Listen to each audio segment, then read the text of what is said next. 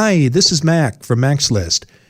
Before we start the show, I want to let you know about my new book, Land Your Dream Job Anywhere. I've been helping job seekers find meaningful, well-paying work since 2001, and now I put all my best advice into one easy-to-use guide. My book shows you how to make your resume stand out in a stack of applications, where you can find the hidden jobs that never get posted, and what you need to do to ace your next job interview. Get the first chapter now for free. Visit maxlist.org/anywhere.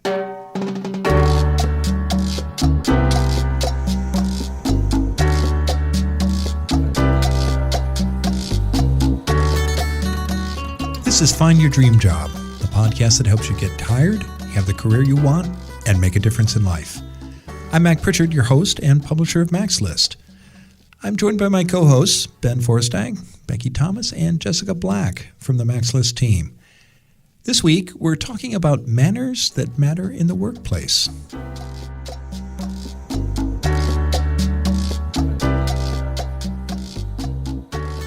Your manners at work can make a huge difference in your professional success.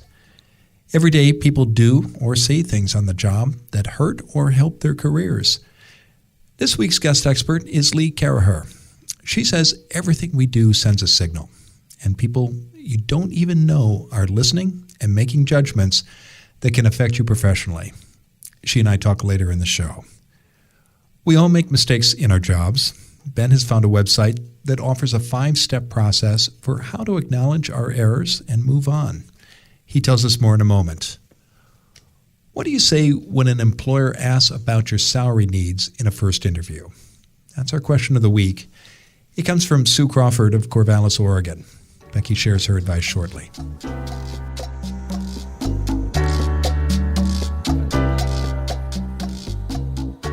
As always, let's first check in with the Mac's List team. Now, we're talking this week about manners in the workplace. And have you all seen people do or say things that have hurt them professionally? You look like you're ready to go, Jessica. Well, the thing that came up for me initially was things like, and this is classically a female syndrome, but I think it can happen to anyone, or anyone can be guilty of it, is saying sorry and using filler words like just and, diminishing words like that seem outwardly very polite, but can diminish. It can hurt you professionally because it makes people take you less seriously. Yeah, it's interesting you should bring this up because last week Becky and I were recording the video for our new course, Job Interview Essentials, and you chided me once or twice for saying sorry when I was on take 6 or 7. Yeah, you were saying sorry a lot. And we were both like, don't say sorry. It's okay. That's part of it. No. Right. Yeah, I know. I was thinking about that too because I had a colleague at my last job who was just brilliant and was always apologizing for things she did not need to apologize for. And that made people think of her in a certain way that was sort of less than confident. And I think that did hurt her professionally. And I think that it's something that she's working on. And it's also something that's like ingrained into our culture, right? It's like, if you apologize for yourself, like people will think you're nice. But really, you need to own your strengths. And there's a fine line, right? Do apologize if you've made a mistake, if there's something reason that you need to apologize for. But there's so many times where it's a synonym for excuse me or something like that, where it's sorry when you bump into somebody when you're passing them or whatever. You don't have to say sorry. You can say excuse me, or you can say other things that don't make it. If it's like not actually your fault. Make the fault onto you. And this is something that I bring up because this is something that I've personally worked on very hard over the last several years because I'm naturally that quote unquote polite person. And I don't mean to put myself in quotes because I don't think I'm polite because I am very polite, but I don't think that saying sorry when you bump into someone means that you're polite. It's a cultural thing that... It's like a tick, almost. Yeah, it's a cultural thing that needs to be broken, and it's something that I have worked on a lot. Okay, that's a good one. And I still slip, but I try to make note of it. Yeah. Well, thank you for calling me on it, Becky. Do you have one something you've seen in the workplace that has hurt people? I was thinking about like gossip. Like I've had folks who just sort of do too much gossiping and talk about other people more than is necessary, and it gets back to the boss or something like that. Yeah. Or it just brings a toxic culture into the workplace, and then it's lots of things happen through that. Yeah. That's a good one as well. A good in air quotes there. Yeah. What about you, Ben? I'm going to offer two. The first one is going to be really petty, but it's my pet peeve, which is fire away. Not filling up the water? Yes. Oh. If you finish the water bubbler, the water jug, whatever it is, fill it up. Same thing with the coffee pot. Like so for the benefit of listeners, where is the water cooler? Isn't it right outside your office? It is outside of my door. Yeah. Yes. He's monitoring. He's got a little checklist at his desk, like Becky emptied it and she didn't refill it. Check. No, that's in my head. It's all up here. No, the more serious one though is. But that is rude. I will say that if you it's common courtesy. Just fill, if you use the last of something, you replace it. It's like the roommate with the milk carton who leaves a quarter of an inch of milk. It's not an irredeemable sin, though. It's not. Yeah. But it's still, it reflects on people. Bad manners. The more serious one, though, and this is something that's always makes someone look worse in my eyes, is anytime someone pulls the, that's not my job line. I hate that one. Oh. And usually, in most organizations, you're not being asked to do a whole lot of things that aren't your job, or people aren't trying to kind of put you down by asking you to do work. But there's sometimes when all hands need to be on deck because we all need help with something. And I've been in organizations where people say that's not my formal job title. I don't need to do that. And it's just it corrodes team morale and any sense of teamwork. And it's just I think it's a mistake to do that. Now, if someone's abusing the whole "will you help me with something" or "can you do this," that's a different matter. But you also wouldn't say well, that's not my job. You just say hey, I'm going to set some boundaries here. This is what I'm working on, and here's if you need something, we'll figure something out. But something else is going to have to come off my plate or whatever it is. Don't just be here's my job description, and it doesn't contain this item that you just asked for. So bye. So that's what I would say is the real. That's more of the cardinal sin there. Yeah, okay. I think that's a big one. All right. Well, I don't have any venial sins to share, but for me, a cardinal sin is texting during meetings.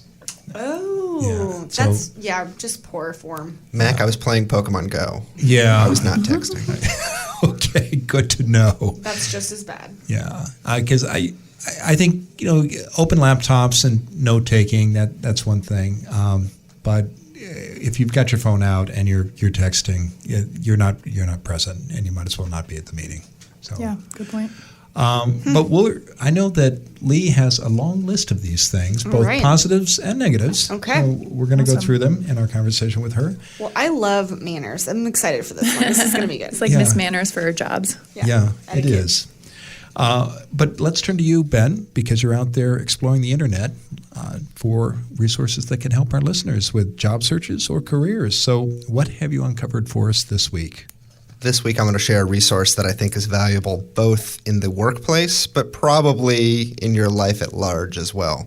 Because whether we're talking about being an employee or just being a person in general, everyone's going to make mistakes. That's just who people are, right? If we weren't making mistakes, then we'd be robots. And so the resource I have today comes from the Muse, and it's made a mistake, 5 steps to saying I'm sorry. Now this, I have to admit, seems a little frou-frou to me sometimes. The whole idea of getting through the emotional upset about being sorry. But I think this is really valuable stuff, and I think it's things that everyone should keep in mind. Yeah, no, I agree. Yeah, I'm with Jessica on this. For me, I think some people struggle with this, admitting error and acknowledging that they've made a mistake. So I was actually excited when I saw this pop up in the script. I'm glad I'm able to excite you. And also I think there's this there's just pressure at work, especially when you're early in your career or early with an employer, that like you don't want to do anything, any mess ups or any mistakes are going to be this black mark on your record, and it's going to be ammo for them to dismiss you. And I think at the end of the day, it's often better to acknowledge your mistakes up front and deal with it quickly. And where people run into problems is not acknowledging their mistakes, trying to hide them or trying to not talk about them, and then they just kind of compile upon each other. Open communication is the best policy. And I know you're going to jump into this. I just have to say quickly, as somebody who worked in public relations and communications for decades, it was always refreshing to work with people who were willing to admit when things had gotten screwed up, I made a mistake. Mm-hmm. Because then you could talk about the steps you were going to take to fix the mistake. And that I did a lot of crisis communications. And when people were, when I was managing that, when people could acknowledge a mistake, then you could shift the conversation to what you were going to do to fix it. Yeah, it gets the whole like blame game out of the way, exactly. Which is like the least productive part of any conversation about a mistake that's been made. And it does show that you are, it does show that you're a big enough person or a brave enough person or whatever word you want to use to be able to own up to that. And I think that shows a lot of character. I think you're right. Go ahead. Yeah. No, I think you're right. Thank you. So this comes from themuse.com, which again is one of my favorite blogs for job stuff. And I'm just going to read through the 5 steps that they offer, and I encourage everyone to go and read through the entire article later on. But they say when you make a mistake, these are the steps you should take. First, react quickly. So get ahead of the problem or the issue and tell the people you need to tell. Number 2, just say no to email. So don't apologize by email. Find someone in person and do it in person. Yep. Number 3, be honest. That makes sense. Number 4, be humble. And I think if you're giving a legitimate, mea culpa, humility is part of that. And number 5, I think this is the important one we touched on earlier, which is have a little faith. Again, you're doing this to be upfront and open with your colleagues or your supervisor. You need to have faith that they're going to not use this against you at some point in the future, and they're going to say, accept it. Okay, yeah, this mistake was made, we're fixing it, and we're moving forward from there. So again, really good blog post, especially if you're a human like the rest of us in this room. It's made a mistake, 5 steps to saying I'm sorry, and it's available on the muse.com blog. The full URL is in the show notes. Great. Well, thank you, Ben. And if you've got a suggestion for Ben, please write him. We'd love to share your idea on the show. His address is ben@maxlist.org. Now let's turn to you, our listeners, and Becky is here to answer one of your questions. So what's in the MaxList mailbag this week, Becky? Yeah, this question comes from Sue Crawford of Corvallis, Oregon. She says, I've come across several hiring employers who start the process with the question, what are your salary requirements? How do you address this? It seems like if you put a high number, you will be cut immediately. And if you put a low number, you are selling yourself short and potentially leaving money on the table. What to do? Good question, Sue. We've been talking a lot about salary lately, and this is definitely a tricky one, especially if the employer is not giving you any sort of idea of how much they're going to pay. So I think the important thing here is to know your worth yourself. We actually just put a blog up on the website about salary research, and this is really going to be important for you as you sort of encounter hiring managers who are going to ask you for your salary requirements. You need to sort of know your number and know why you've chosen that number and have some hard data to back it up. But the first thing you need to do when you're encountering this question is really to put salary in perspective, especially for the hiring manager.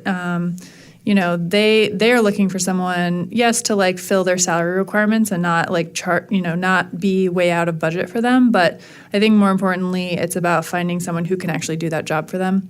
First off, you need to really express your excitement about the role and let them know that your priority, especially early in the process, is to just get to know them and find out if you'd be a good fit, all that good stuff. And then, like I said, have a realistic range in mind. And you get this range from real salary data from real people in your area. So these numbers need to reflect like your actual position in your career, your expertise, your location. It should be pretty customized, and there's so much data out there that you can easily get that. And also the level of responsibility in this specific role that you're applying for will also reflect sort of like what number you decide. So if you're targeting like a specific salary, like one number, you should still give a range of at least like 10% on either side, just to show them that there's room to negotiate. And you also make it clear that you know what you're worth and that you will negotiate to be compensated fairly. So just be upfront with them, be honest, and have the data to back it up.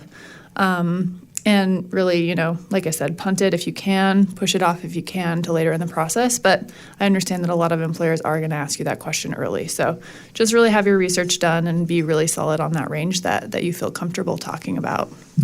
Yeah, I think that's all really good advice. And then I think you may have brought it up just now as part of this, but I know we talked a little bit about it last week or the last couple of weeks with all of our salary stuff that we've been talking about. Yeah. But when those questions do come up, of being able to address it head on, express what you know you're worth, and then also bringing it back to the value that you're going to bring to that, so that what you're worried about, Sue, with the number getting you cut out of the process, that when you do bring up a number that may scare the employer or what you think may scare the employer, you can bring it up, kind of what you were saying with the data and with all of that it's not just a number that you're looking for, you're looking to contribute value as well. Yeah, for sure. Tie it back to the value that you're offering them. Yeah.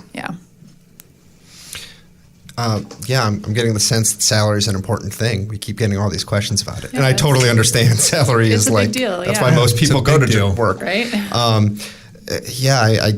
just echoing on what you two said earlier, it's kind of like the know your own value and defer that conversation as much as you can until you can showcase the value to the employer. I think the real frustrating thing for job seekers is when there's no salary range there, oftentimes you don't even know if it's worth your time. If the job's the employer's thinking, 30 to 40,000 and you're thinking 60 to 70,000, like you're not going to meet in the middle between those two ranges. Yeah. And that's why you sometimes have to do a little bit of covert research, using Glassdoor or other sites like that to see if you can kind of infer what the employer might be thinking. But yeah, it's generally as a tactic for maximizing the offer you're going to get, delaying as much as you can, talking about salary is the way to go. Yeah. But I love the emphasis on research, because when you do the research, you know what the market pays and you know what your skills are worth. And then it gives you the confidence to ask for a number that without that research might seem scary. And you want to aim high within your market range, because when you agree to a number, chances are you'll be in that position for 3, maybe 5 years, and your annual increases are going to be tied to that base. So you're making a decision that's going to affect you for 5 or more years, and so you want to make sure you understand what the going rates are. Yeah, absolutely. Yeah, good. Yeah. Well, thank you all, and thank you, Sue, for that question. If you've got a question for Becky, please send her an email. Her address is becky@maxlist.org. You can also call our listener line. We'd love to record questions. That number is area code 716-JOB-TALK. We also love tweets, so tweet your question. Our Twitter handle is @MaxList. If we use your question on the show, we'll send you a copy of Land Your Dream Job Anywhere. And we'll be back in just a moment. When we return, I'll talk with this week's guest expert, Lee Caraher, about manners that matter in the workplace. Most people struggle with job hunting. The reason is simple. Most of us learn the nuts and bolts of looking for work by trial and error. That's why I produce this podcast, to help you master the skills you need to find a great job. It's also why I wrote my new book, Land Your Dream Job Anywhere. For 15 years at MaxList, I've helped people in Portland, Oregon find meaningful, well-paying, and rewarding jobs that they love. Now I put all of my job hunting secrets in one book that can help you no matter where you live. You'll learn how to get clear about your career goals, find hidden jobs that never get posted, and ace your next job interview.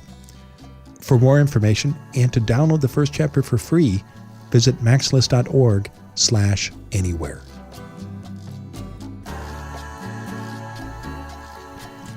Now let's turn to this week's guest expert, Lee Caraher. Lee Caraher is the CEO of Double Forte, a public relations and digital marketing firm.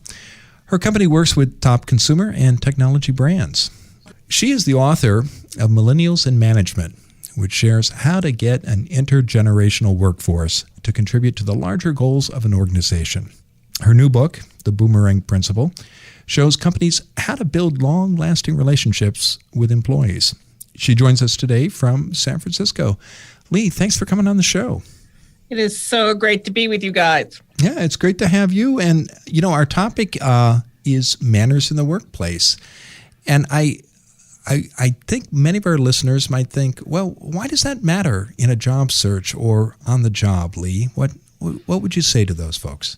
Oh my gosh. Well, the first thing is that the manners in the workplace and manners that you have actually before you even enter into the building for that interview can decide if you actually get the job or not.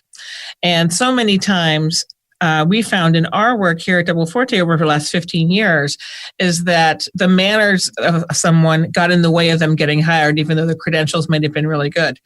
And so we decided to tell people what would get them not past the first, what would be the hurdles.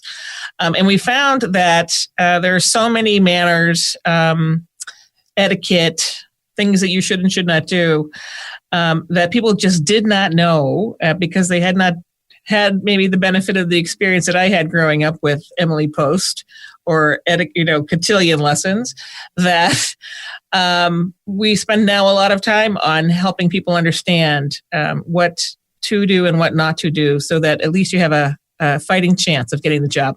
Okay, so I can imagine listeners thinking, that sounds awfully big. What are these manners what are these things I'm doing that might be preventing me from getting a job or promotion? Mm-hmm. Are there a top 3 or 5 on your list that come to mind or stories that? Well, I think the first piece is just your overall, how you're presenting. Are you chewing gum? Do you have a hat on? Have you taken your sunglasses off and they're not hanging off your neck? Did you take the earpiece out of your ear in your phone? Are you nice to people as you walk into the door? In our company, the last person we talk to after someone's left us is the security guard at the front desk. Were they nice to you? Were they rude? Did they say please and thank you? I mean, we ask those questions so we can see the whole person, because someone who might show up look a little different than they did down at the front desk, But what we find is that, the whole package really matters, because it means, and what it really indicates is that you're thinking about it beforehand. You walk in and that first impression is so important. It just means you thought about it. It doesn't mean that you didn't chew gum. It doesn't mean you didn't have an earpiece, and it doesn't mean you didn't have your sunglasses hanging out your rack, but it meant that you thought about your first impression. And in any business, that first impression really matters in everything you do. So what we are looking for in etiquette is respect and thoughtfulness more than anything else. Well, I'm glad you brought up the word etiquette, because I think sometimes when people hear manners, or you made a reference to Emily Post, they think these are, 19th or 20th century affectations, something very formal, and don't really belong in the modern workplace. So tell us, what does etiquette look like in the modern workplace, Lee? I think etiquette looks like respect, it looks like thoughtfulness, and it looks like common sense. So in some place, common sense could be as simple as, if you're sitting next to someone, just talk to them, don't chat them. You don't use your message bot, right? Right. And all the time, people are like emailing, and you're sitting right there, and you just want to know what you want for lunch. I mean, it's just like, please, just turn around and talk to the person, right? So that makes sense. Other etiquette pieces, that's just common sense piece. The thing about respect is understanding where you're going. So you've done some research before you show up for that interview, before you reach out to the person. So if they're male or female. I cannot tell you. So I use my middle name, Lee, professionally, and it is spelled Lee. So it could be male, it could be female. And I cannot tell you how many emails I get in a month that are to Mr. Lee Caraher or of that nature. Well, it is not hard to find out that I am not a male, right? It's pretty easy. Yeah. Easy to find. Yeah. You're all over the web as a digital and public relations person should be. It meant that someone didn't bother to go look at it. And I just delete that. I don't even bother. So, that is respectful. That is etiquette, right? Know who you're talking to is etiquette. It's sort of like I used to work for a Japanese company, and how you hold your business card actually matters much more there than it does here. That I went and figured it out before I went to Japan for the first time. We had to go through Japan etiquette classes. It's in my company. That just means that you're ready to listen and ready to be heard and ready to be part of the culture of the company. And I think that is the research and the thoughtfulness that is around the etiquette piece, right? Sort of like, do you tuck your shirt in or you leave it untucked? Well, for that first interview, always tuck your shirt in. That's just common sense, but you just don't know who's going to be there that day, right? Right. And then I think on respect, it's, don't act. Respect is don't act like it's your space, right? So, you don't show up with your coffee cup. You don't show up, you just present yourself as you're coming into someone else's home, not just throwing yourself around in their space. And those things go a long way. And if you just think about it that way, instead of thinking about it, how to cut butter, and practice cutting butter with the banana, which is what I did in cotillion practice, so many years ago, then it makes it a lot less imposing. So what are good places or role models or resources for people to look at to master these skills? A lot of it is common sense, as you say, but when you want to move beyond common sense. When you want to, I think there's a couple. No one in the business world would not benefit from having the Emily Post guide called The Business Advantage, which is etiquette at work. It is a big book. It's a $50 book. It is a doorstop, but it is a font of information. And I originally, when I first realized that I hadn't hired 2 people at my company because they didn't know how to eat, they didn't use their napkin correctly, and one put their lipstick on at the table and in the interview process, whatever. And that was the stupidest thing. I can teach people how to eat. I decided to get everybody in my company that Emily Post book, which looked very nice on everyone's desks, and nobody opened it. So, but it's a great resource to have. So, from that experience, we created a box called Everything Speaks, the desktop guide to manners that matter in the workplace, that you can find on my website. You can look at my blog. We talk about this all the time. And there are several. If you just went onto Twitter and looked and searched for etiquette work, hashtag etiquette, hashtag work, there are several great Twitter feeds specifically on this that will just help you get through your day. And what would you say to Lee, to people who have an interview coming up next week and they want to make sure they make that good first impression you talked about because they understand it's important? What are your top 5 do's and top 5 don'ts in terms of manners in the workplace when you're walking into the room for that first interview? I think the first thing is be prepared. So go to the website and make sure you understand who the company is, and find the people on LinkedIn who you're going to go visit, and just so you understand if you're meeting with a man or a woman. Are you meeting with someone who's old or young? Just understand who you're seeing. Number 2, on how you look, right? So go look at the website. The website should reflect the culture of the company. Are they a buttoned up, everyone wears a suit, or are they all in flip-flops and shorts? Understand where you're going.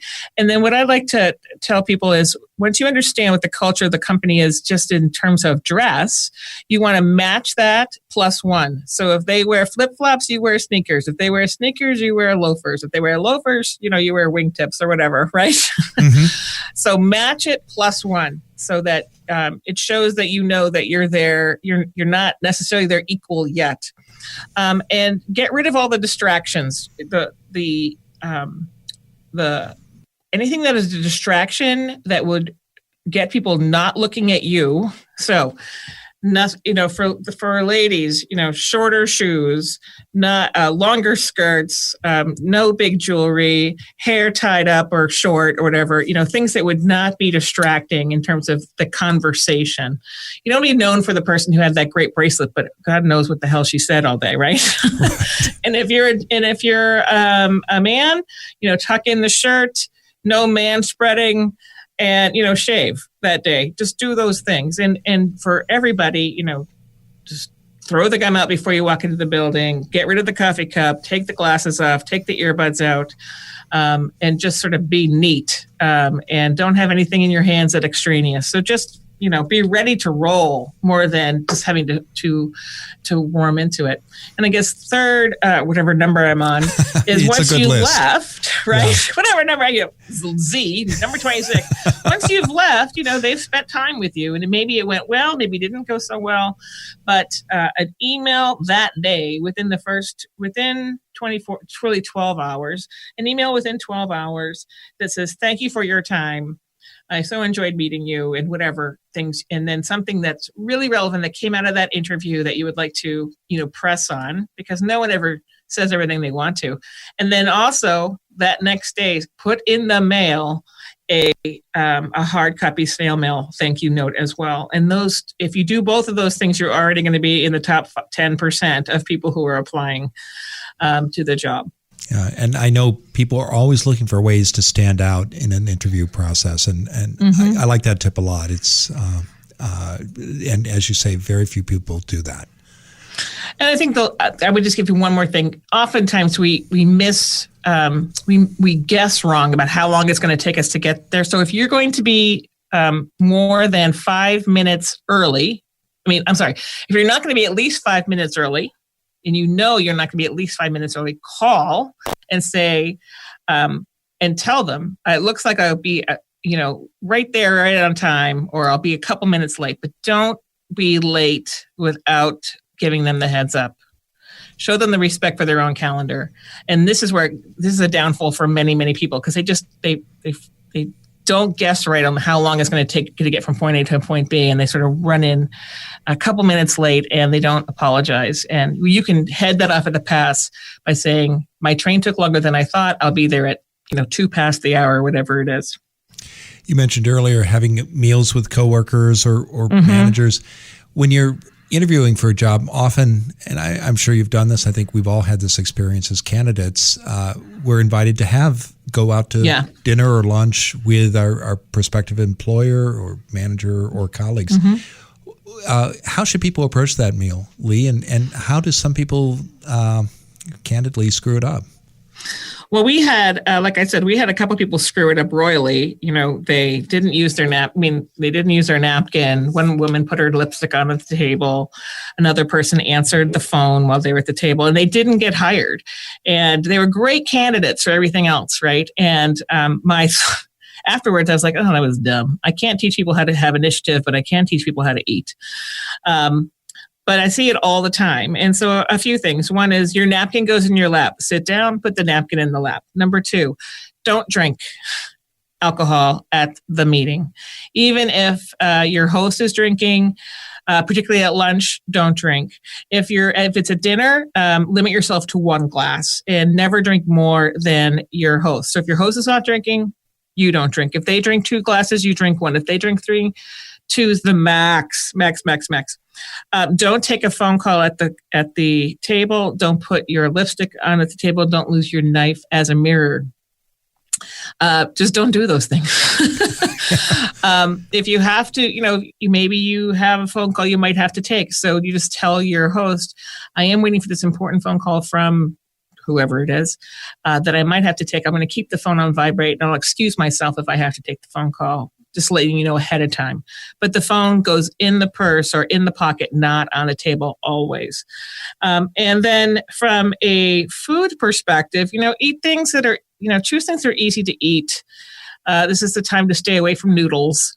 This is the time to stay away from shellfish that you have to pick out of the shell yourself. A salad and an easy entree like chicken or steak or a vegetable thing is the way to go. And don't order dessert unless the other person's going to order dessert. Okay. And as you talk, I'm reminded of a colleague here in Portland who would take candidates out to dinner, and she paid attention to how they treated the servers. And, always, yeah. Yeah, and she had a couple of candidates who were finalists, and she was ready to make an offer, and because of the way they behaved towards servers, she decided not to do that. So true. It's sort of the same thing about, going to the security guard and say, did they treat you well? How you treat everybody around you really isn't, a good place to work is paying attention to how you treat everybody regardless of rank, right? And that one of the reasons to take someone out to dinner is to see how you do in a mixed environment, not just, being in an office with the person who has more power. So important. Another thing, I'll tell you, someone who did not get the job, I had recruited somebody for a client, and we had the client with me, and the woman was meeting me and her at this other event. Just for that last final thing, we had her contract in our bag, ready to give her the offer. She took out her can of Altoids, her tin of Altoids. She opened it up. It was full. There were 4 of us there. It was full. And she took one out herself and she put it back in her purse without asking anyone else, offering us an Altoid. She did not get the job specifically because of that. So, think about everything that, if you have something, if you put something in your mouth and you're not at a dinner, ask if someone else wants some. Just do it. Okay. Well, I've enjoyed this conversation a lot, and a lot of it is just good common sense and being gracious and kind to others in the end, isn't it? Absolutely. Yeah. What makes you not want to be around somebody else is often what makes other people not want to be around you. And the things, just thinking about it beforehand will put you so far ahead of other people, give you the leg up in any interview. Oh, Lee, tell us what's next for you. So I've just published my second book, The Boomerang Principle, as you said, and I'm very busy with that, talking with companies and leaders around the country about how to inspire lifetime loyalty from employees that may not work for you for a long time. Sort of ironic that way.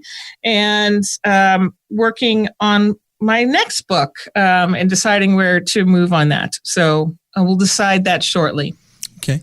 Well, we'll keep an eye out for that, and we'll include links to both of your books in the show notes, as well as your website, where I know people can find you by visiting www.leecaraher.com. Absolutely. All right. Well, Lee, it's been a pleasure. Thanks for being on the show. Thank you so much for having me back. Take care.